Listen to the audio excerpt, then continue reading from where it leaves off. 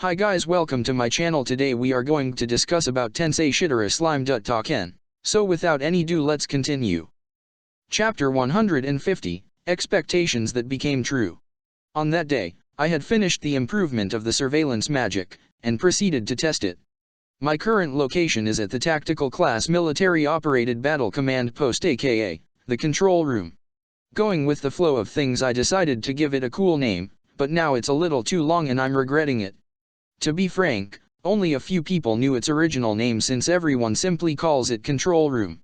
It's newly established next to Feldera private quarters in the 100th floor of the dungeon. It's made possible to come in and out to this place from Tempest's Strategy Conference Hall. The important base was fundamentally established inside the dungeon.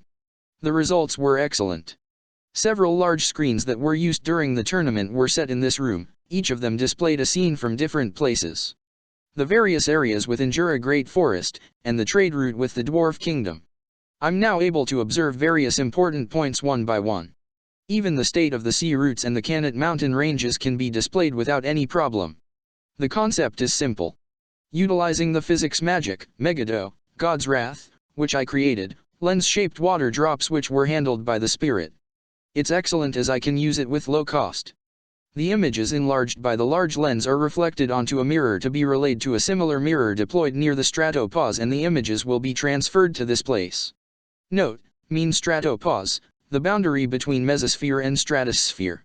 At the same time, the transmission of images is directly dealt with via spatial control, leaving no moment of gap due to instantaneous transfer of data.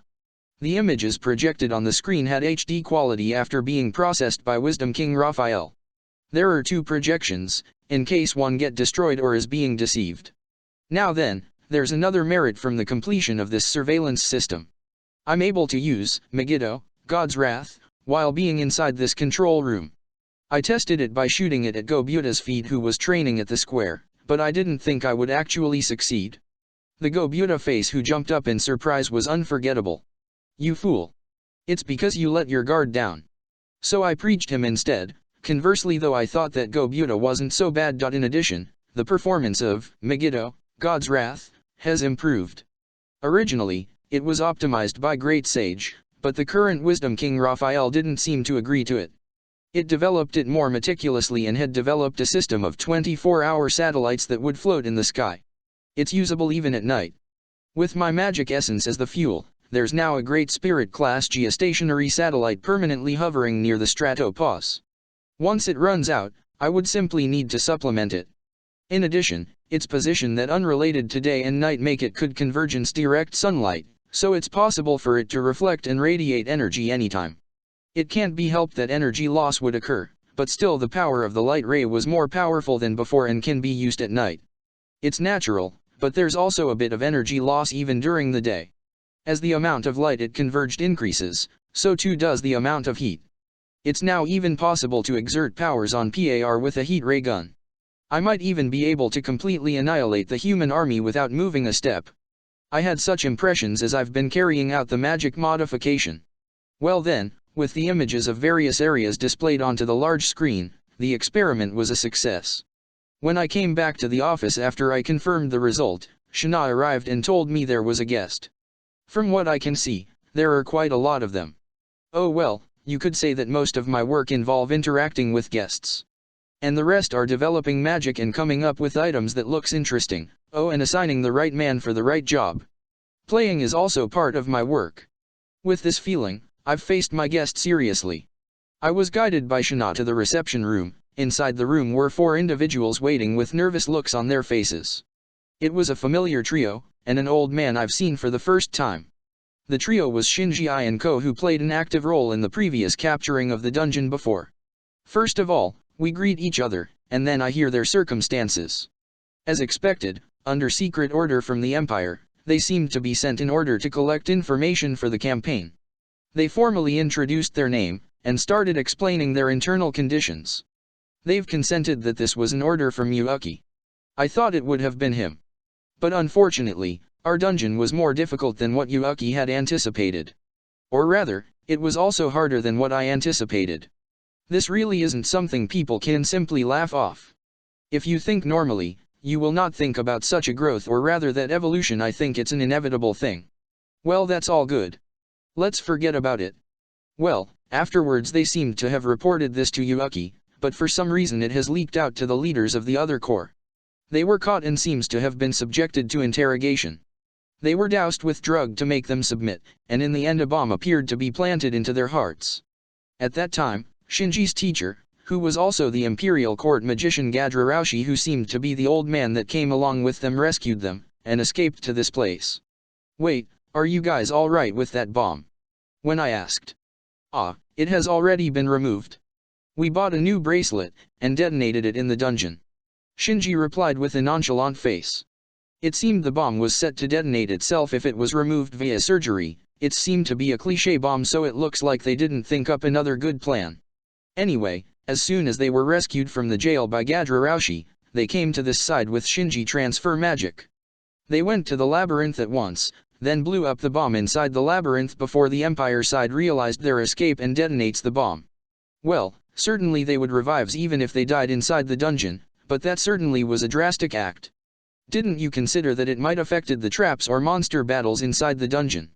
So after I inquired him, his face became pale and he was at a loss for words. Apparently, they were panicked and didn't think to that extent. Hey, Shinji. Oi. Don't tell me that you didn't think about that. So Mark retort. Ha ha. I had thought about that, of course. Shinji answered whilst avoiding Mark's gaze. Oh well, at that time Shinji had insisted that he going to treat it later with his abilities, but this couldn't be retorted as Shinji had tried it first. After that, Gadra said that it would be better off to not believe Yuuki, and if that was the case they should defect. I then pay more attention to Gadraroshi for the first time. He doesn't look too showy, but he worn a high quality like magic clothes. He is a sharp-eyed old man. So, that Gadra-san, why you come here together with them? To my question. To be honest, I'm a reincarnator. Gadra-san suddenly brought up a shocking revelation. The trio also surprised, as they stared intently at Gadraroshi. According to what he said, he seemed to reincarnated many times in order to master the grand magic. Then, he also participated in the previous Feldera subjugation war, and was splendidly killed. Honestly, it was the right choice for me to finish the reincarnation ritual beforehand. I wanted to witness it with my own eyes. The highest pinnacle of monster brought about by nature. There were only 4 dragonkind that born unto this world. They were the apex of monsters, the strongest being of this world. And then, as this was said from his actual fighting experience, he didn't think the Empire would triumph over Feldera, so he said this to me. And the demon lord that become a sworn friend with that Feldera, aka me, had raised his interest. I don't feel any particular obligation to the Empire. The core that I had brought up with great care has been taken away, now I have no more attachments to it. Besides, that Adalman resides in the dungeon of this country, or so I heard from my disciple. Wow, it seems that Gadraroshi was Adalman's friend from several thousand years ago. At that time, in the west near the side of the Jura Great Forest was a small country. Secret magic research seemed to be conducted in that country.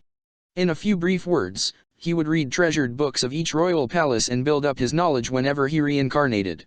It seems he was a born egotist and he asserted that he have no relation to things like loyalty. He's quite the old man. I'll keep the fact I actually respect him quite a bit to myself. Of course, the details about Ramaris and the dungeon, he has heard it all from Shinji's tale. So it seems. While whistling and pretend that he didn't know anything, he seemed to have played tricks on Shinji and Co to make them talk, but there was no point to that anymore. The weapon that Shinji brought back, and the magic crystal was most intriguing. Those greedy people started to cry loudly for the war to start. When all is said and done, I think there's still more 10 years. I planned to reincarnate before the war starts, but I failed. However, the cause of that is the youngster named Yuuki. The one that's standing out recently, with enough influence to ascend to the top and become the new core leader. He leaked the information to the other core leaders, and obviously had the interest to cause the war.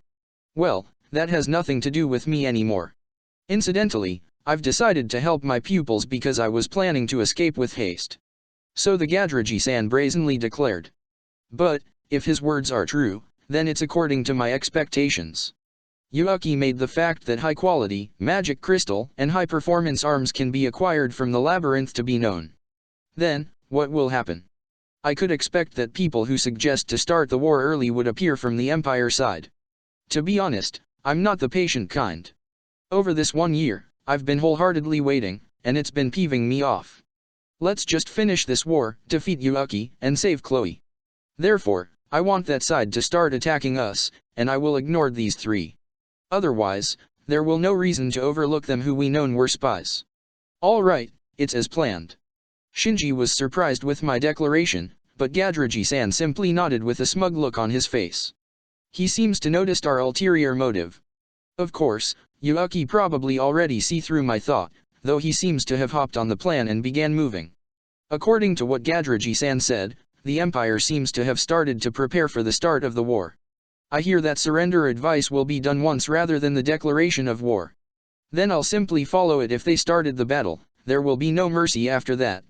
If that's the case, this side also don't need to cut any corners. I'll just finish it in a flash, and uproot the root of evil. The three deserters were accepted at my own discretion. Gadraji-san was given the guest treatment. But, this old man ended up as the new guardian of the 60th floor later, and become a hidden boss besides the demon golem though. That was a story unrelated to the current moment. The conference of the war in the large conference room had ended, and the emperor was relaxing in his room, with a beautiful woman with hair of azure attending by his side. Emperor Ludra was facing the beautiful girl at his side. Well then, the pawns seemed to be all present. Felgurind. Do you think your younger brother would come out this time? So he asked her with an intimate tone. The beauty, Felgurind being asked, naturally replied the emperor. The reason why he asked her that was because she was one of the dragon kind, the strongest being, the scorching dragon, Felgurindo. Yeah, Ludra. He would come out. Because that child loves festivals. Is that so? That's right, huh? It would be great if our army could defeat him. Otherwise. This time for sure, I want to checkmate Guy and my elder sister Velzadua. Phew. So you're aiming at Guy. If you fight against Feldura, then there'll a chance for me. Yes, it's vexing. Otherwise, I'll need to deal with that child, Feldura, quickly. Ha ha ha. However, this time my ability, the special skill of my ultimate skill Justice King Michael, enabled me to utilize the Armageddon, Army of Angel. Guy companions seem to increase in power, though they have united yet.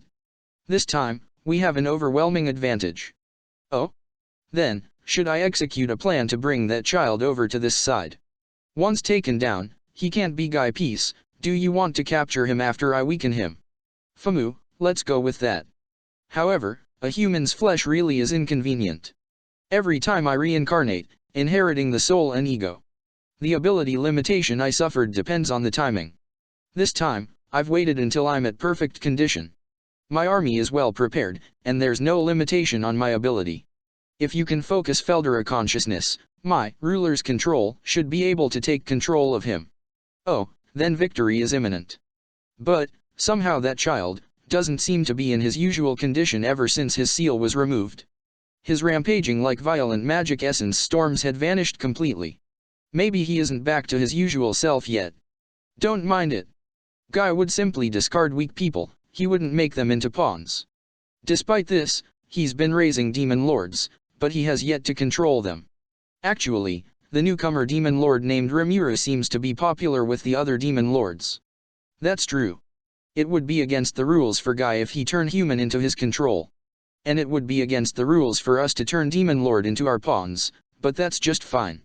Before that demon lord, Rimuru, grow up, it's best for us to crush him as soon as possible. Even so, the demon lords gathered in that place at a good timing. Rimuru and Ramaris, we can take down two demon lords at the same time. Note, he referred to Rimuru and Ramaris with, basically treating them as small fries. Indeed. Well, let's try to rage as flashy as possible. Once Feldura is in our grasp, their role ends.